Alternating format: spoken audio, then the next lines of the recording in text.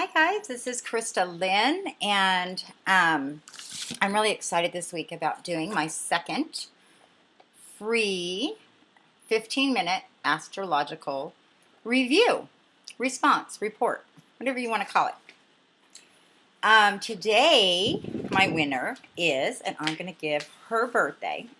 I'm not going to announce any names for confidentiality, but you'll know who you are because your birthday is May 30th, 1994. And you are a Virgo rising. And I also will be sending you an email with this video. So hopefully if you don't see it here, you'll get it through email. So, hold on. I'm eating a candy. Some of you guys know that I'm a Pisces rising and a Pisces moon. And since I've been doing these astrological readings for people, you know, anytime you get into astrology, you start out with all your friends, with all your family, you do all the celebrities. I've done all the baseball players. I've done animals. I'm like a maniac. I mean, my husband and I now, that's what we play while we're watching TV on the couch. When we watch a movie, oh my gosh, I even have my husband doing this. What's his birthday? Let's check out his chart, and I always tell my husband to tell me all the real bad boys of baseball, and then we look at their charts, So it's a very long and involved study. And when I started doing personal charts for people that I've never met, I started experiencing something that was very interesting. About an hour before I do a chart, I'll go over someone's chart for several days. I might work on it for an hour, reading through it, looking at the different aspects, looking at the houses, going in, looking at the transits. I can go as deep as we need or as basic as needs be. Because for the person on the other side, somebody that does a good chart has the intuitive ability to know where they're at and how much they can handle in their charts. And so about an hour before I get ready to talk to somebody or do something like this, I start picking up on their energy. It's like I get this psychic impression of their chart. And as I'm reading through it, it's like I just feel them. I know that sounds really weird, but I just mean I can feel this kind of energy. I can take that on. And that's a trait of a Pisces rising. We're like water, we just can slip in the cracks anywhere we go. And when I really focus on something, I have this ability. And so when I look at your chart, I'm feeling so much power and intense energy. I just feel like you're just such a unique person. And your question to me was about your career. So you're born in 1994. So let's take a look. First of all, what does that mean? What was happening the year that you were born generationally? We know that you're a sun sign Gemini, but that doesn't tell us even half of the story. The year that you were born, Pluto was transiting through Scorpio. Okay? And that happened from about 1983 to 1995. That process happened. So in the 80s, for those of you who are my age, we were in high school. What were we listening to? Heavy metal, AC/DC, Iron Maiden, Motley Crue. Those were all my bands. And it was a very dark period of time. And anytime you see Scorpio come into a sign, plan on things getting deep and dark. And so being born during that time, that gives you an intensity towards life, a passion towards life. And I'm excited for you for that.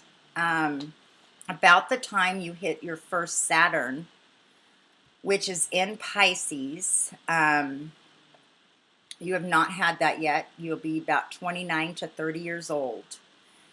You are going to take and feel drawn to a very powerful position because of this Pluto in Scorpio.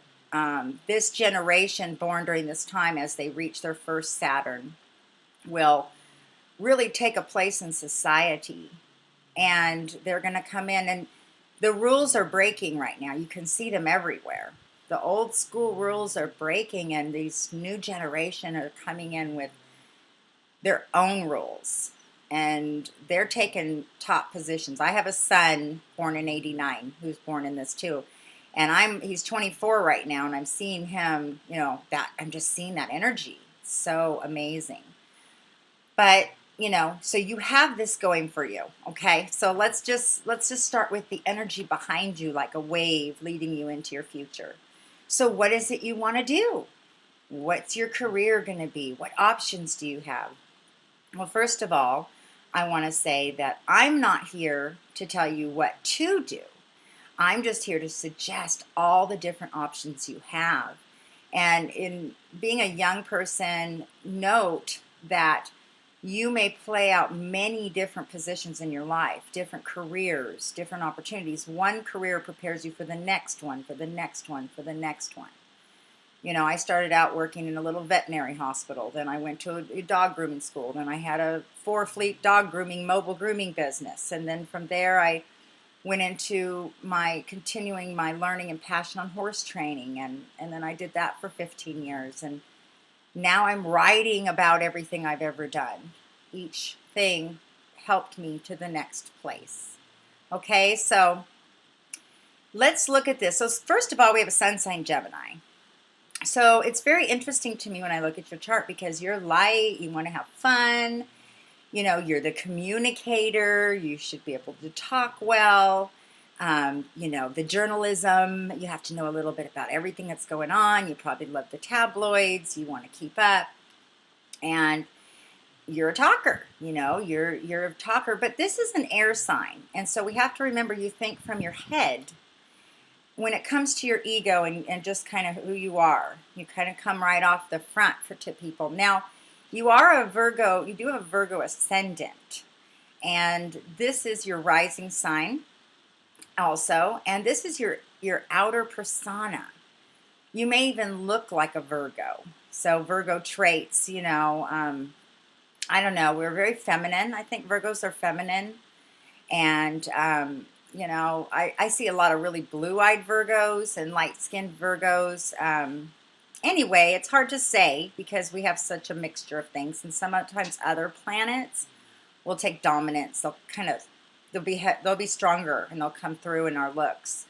I've had people tell me I look like a Leo, and I have a Leo Mars. So, I might have some Leo traits.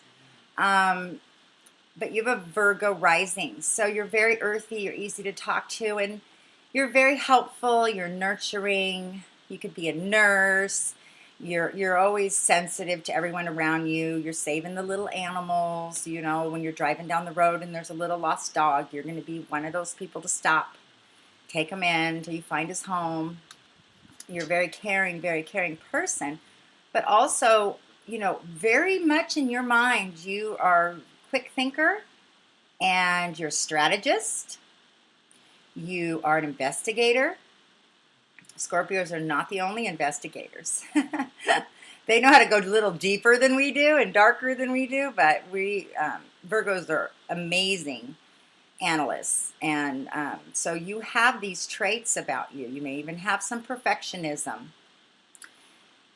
In Virgo rising, I see a little more perfectionism for your home or your house, your car. Everything has to be really clean, and you might have some of that going on.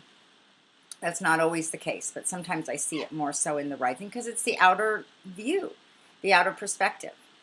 So I'm just giving you a little bit of your planets right now, talking to you about these things. I also see your moon in Aquarius. Now things start getting really interesting, don't they? Moon in Aquarius, okay? A lot of times when we see Aquarius, it's very hard to pin down an Aquarius because I really been thinking about Aquarius lately, and I really think they get this reputation for being kind of standoffish and no emotions and detached. But I think it's because they are another sign of journalism and broadcasting. And look at Oprah Winfrey. You see Helen or Ellen, I'm sorry, Ellen DeGeneres.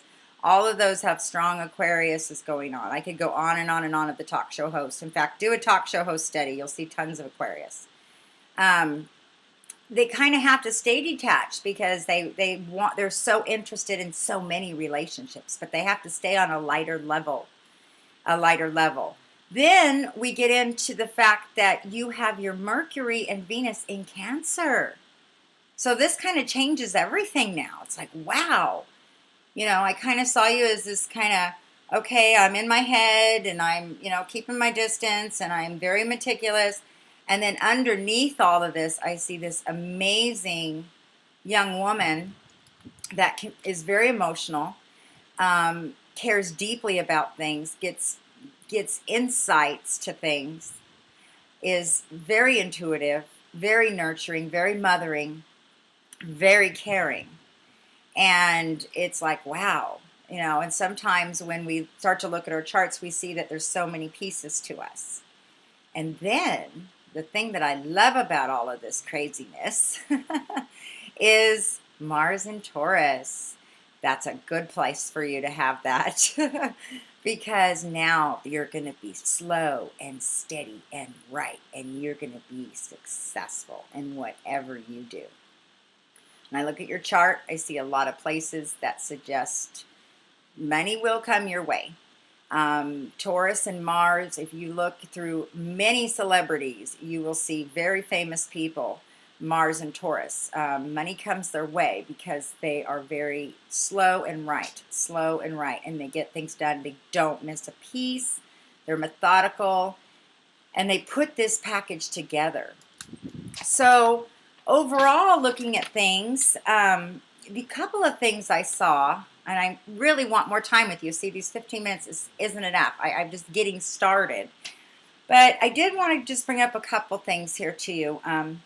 The one square that I do see in your chart is you do have a Sun square Saturn. So your ego and this kind of hard, disciplined life is at odds.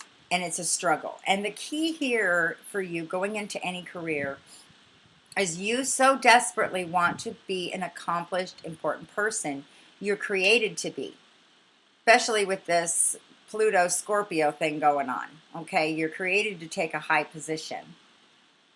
The thing about it is that you've got to be careful not getting in your own way. Don't be hard on yourself. You're very ambitious. You're very hardworking. Everything I see on your chart is just drive, hard work. Yes, you've had ups and downs. I see them. They're ups and downs. You've had difficulties, but you're super persevering. I mean, just incredibly persevering.